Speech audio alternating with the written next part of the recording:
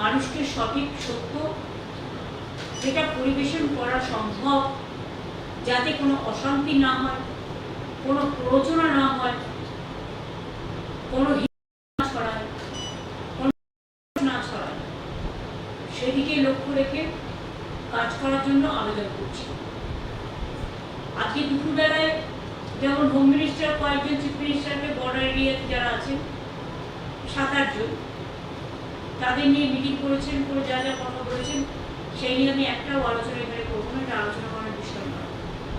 2 হচ্ছে, আমরাও তেমনি আজকে অল ডিপার্টমেন্টকে, অল সেন্ট্রাল গভর্নমেন্ট ডিপার্টমেন্ট এবং স্টেট গভর্নমেন্ট ডিপার্টমেন্ট যারা কি রোল প্লে করে তাদের সবাইকে ডেকে আমরাও ডিটেলস আলোচনা করেছি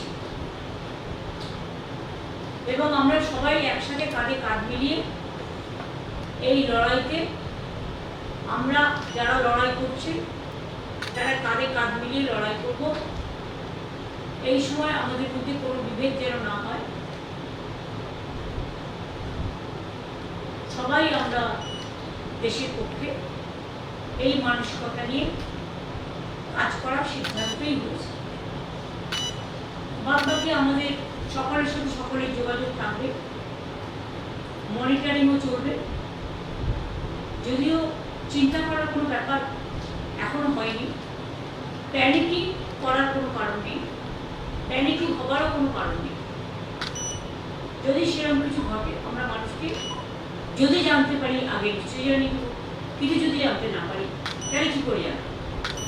কাজে সবাইকে সবার মতো করে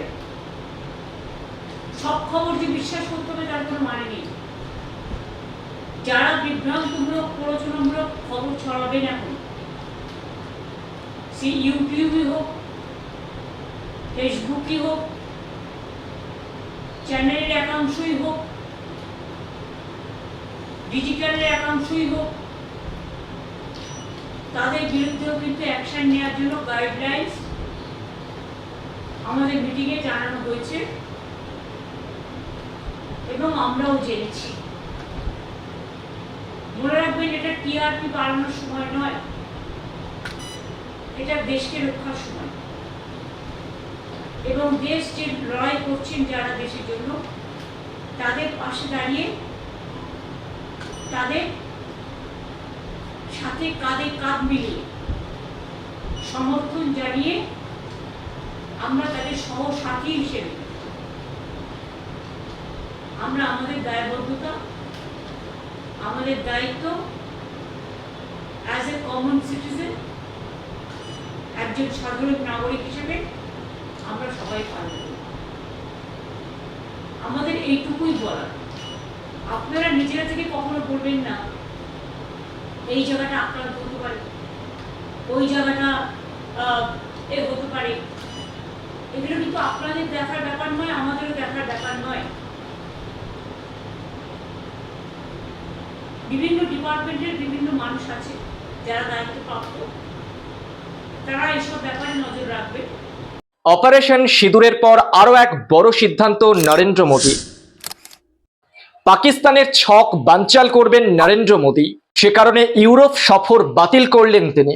চলতি মাসে ইউরোপ সফরে যাওয়ার কথা ছিল নরেন্দ্র মোদীর, কিন্তু এই আবহে ইউরোপ সফর বাতিল করলেন তিনি শুধুমাত্র পাকিস্তানের ছক বানচাল করার জন্য, পাকিস্তানের ছক সফল না হতে দেওয়ার জন্য।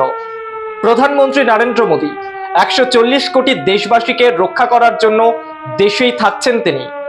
এই মাসে ইউরোপ সফরে যাওয়ার কথা ছিল এবং বেশ কয়েকটা কর্মসূচি ছিল তার, কিন্তু সেই সমস্ত কিছু এক নিমিষেই বাতিল করে দিয়েছেন, যদিও এটা একাধিক সূত্র দাবি করছে। অফিসিয়াল ভাবে এখনো স্টেটমেন্ট, এখনো কোনো বিবৃতি পাওয়া যায়নি। পাকিস্তানকে যোগ্য জবাব দেওয়ার পর পাকিস্তানও ফুঁসছে, প্রতি মুহূর্তে গর্জন করে উঠছে তারা। পাকিস্তানের প্রধানমন্ত্রী শাহবাজ শরীফ তিনি এক্স হ্যান্ডেলে লিখেছেন, পাল্টা জবাব দেওয়ার ক্ষমতা রয়েছে পাকিস্তানের মনোবল তুঙ্গে, একথা সরাসরি এক্স হ্যান্ডেলে বলছেন পাকিস্তানের প্রধানমন্ত্রী। আর সেই সমস্ত কিছু ছক বানচাল করার জন্যই প্রধানমন্ত্রী নরেন্দ্র মোদী দেশে রয়ে গেলেন, তিনি বিদেশ সফরে যাচ্ছেন না। এটা অন্যতম গুরুত্বপূর্ণ খবর। অপারেশন সিঁদুরের পর এক অন্যরকম সিদ্ধান্ত নরেন্দ্র মোদীর। চলতি মাসে ক্রোয়েশিয়া, নেদারল্যান্ড, নরওয়ে যাওয়ার কথা ছিল তার, আর 9 মে মস্কোর এক অনুষ্ঠানে যোগদান করার কথা ছিল তার। সেই সমস্ত কিছু বানচাল করে দিলেন। আপনারা জানেন যে 22 তারিখ পেহেলগাঁও কাণ্ডের পর নরেন্দ্র মোদী সোজা দেশে ফিরে এসেছিলেন। তার সরকারি নানান রকম কর্মসূচি ছিল বিদেশে, সেই সময় সমস্ত কর্মসূচিকে কাটছাট করে সরাসরি দেশে ফিরে এসেছিলেন। তারপর থেকে দেশে তিনি একাধিক বৈঠক করেছেন, খুঁজে খুঁজে চিহ্নিতকরণ করেছেন ঘাঁটি কোথায় রয়েছে, যেখান থেকে ভারত বিরোধী কাজকর্ম চলছে, সেই ঘাঁটিগুলোকে লক্ষ্য করেই যোগ্য জবাব দিয়েছে দেশ।